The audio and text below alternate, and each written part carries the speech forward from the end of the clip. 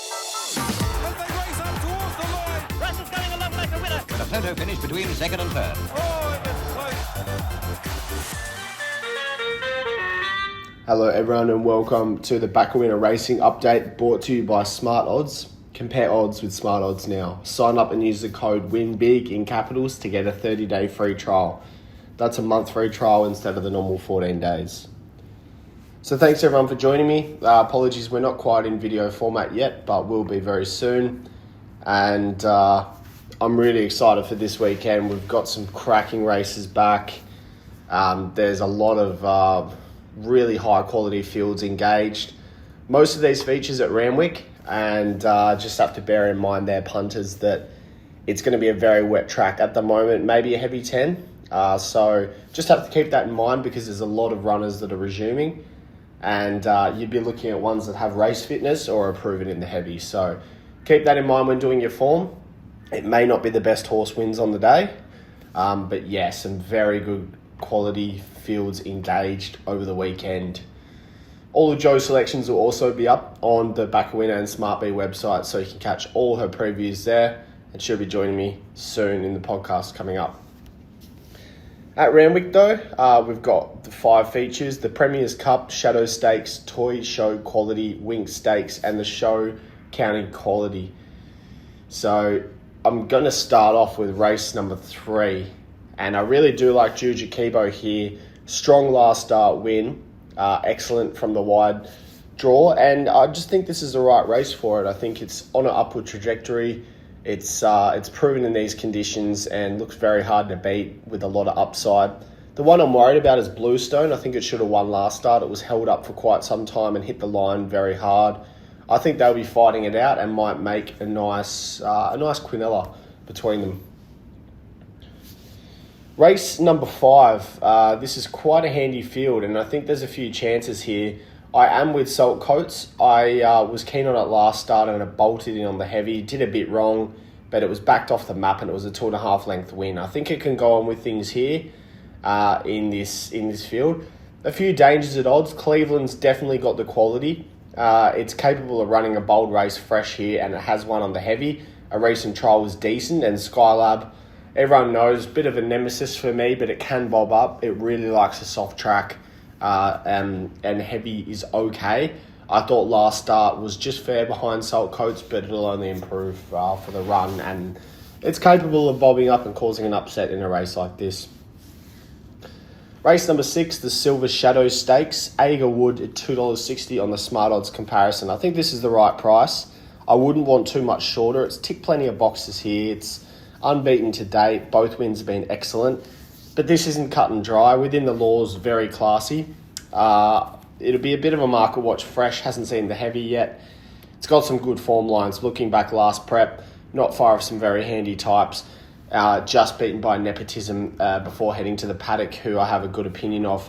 Was not far away from Savvy Halley, so expect there won't be much between them again. Savvy Halley at $4.60 on the Smart Odds comparison. Big 5.5 length win last start in maiden grade, but it was back like it was going to be winning by 5, and it did exactly that. So yeah, some fairly even fields here, but they're the ones that I'm keen to be siding with in the Silver Shadow Stakes. The Toy Show Quality, this is my best bet. Autumn Glow, I think this is just over the odds at the moment. $2 on the Smart Odds comparison. That looks a steal.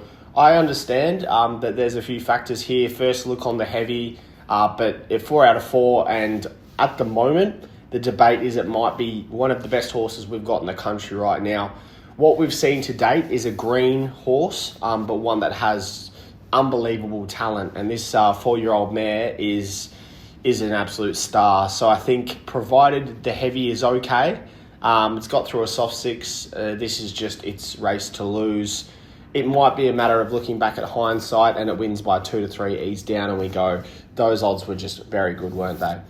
Looking at the dangers, a few of these are a bit hard to catch, but Manal's definitely got the finale to win. Cigar Flick doesn't win out of turn, but 2 out of 3 wins on the heavy, so it'll get through these conditions. And Amina, due for another win. Its form's just dropped off a touch, but its last start win fresh was decent behind Charmstone, so that goes in the mix. But I'm really keen on Autumn Glow. I think she'll be a class above here.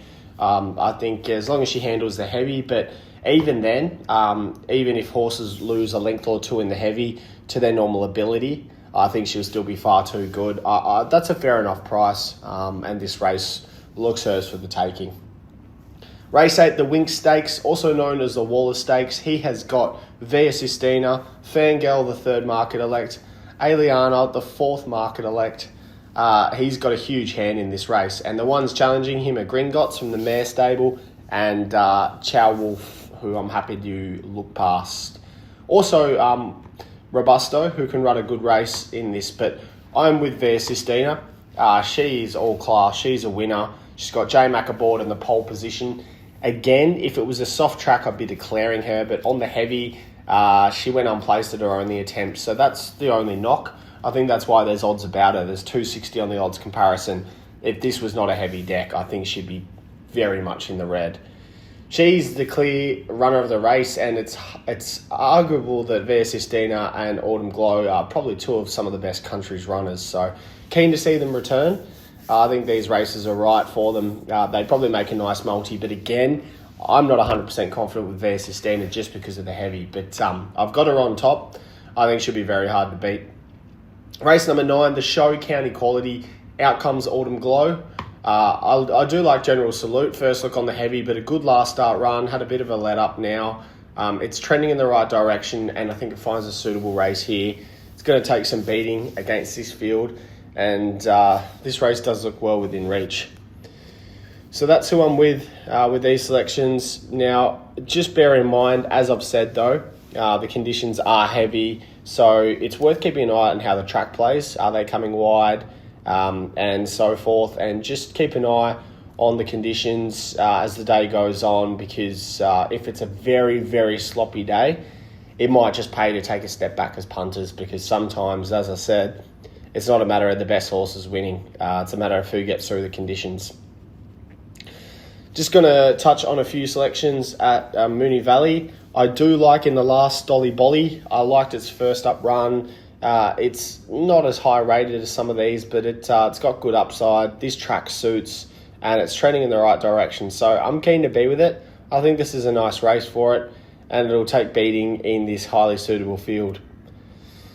In race number 7, I'm going to go with Mornington Glory here. Now, I understand that it was a very poor first up run, but at the moment, 850 on the odds comparison. Now, it does need to improve drastically, but this is the highest rater in the field. It loves this track, and it is a quality runner on its day. Sometimes you just have to pen a run, and I'm happy to look past the first start effort. Obviously, Oak Hill here, the favourite who beat it's going to be very hard to beat again. I think there's a nice each-way price about Mornington Glory. Not keen to sack it yet off one run. Be strips fitter, and it did have to do a bit of work outside the leader. So I think this race is well within reach, and I'm happy to be with it at the price there.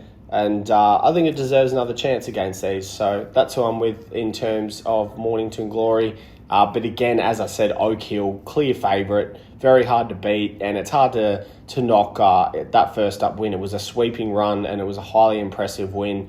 It's a smart type, and it'll likely be able to go on with things here. But Mornington Glory is the one that looks good value, and this race looks decent enough for it. So they're my selections there. As I said, we'll be bringing the video podcast back soon, so keep an eye out for that. But make sure, as I said, to jump on the Smart Odds comparison and use the code WINBIG in capitals. You can get your 30-day free trial, and as I've harped on about in past podcasts, it's an excellent tool to use. Make sure you're getting the best price, and you can give yourself the best chance of winning on the punt.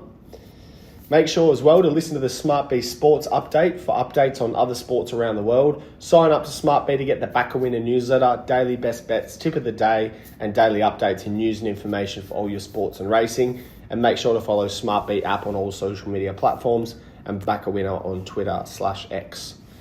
That's all for the weekend, punters. Autumn Glow, my best bet. I think she's a star, and I think she'll be winning. And obviously keep an eye out for how the track plays. Thanks everyone for tuning in, and I'll see you next week. As they race up towards the line. Bryce is going along like a winner. With a photo finish between second and third. Oh,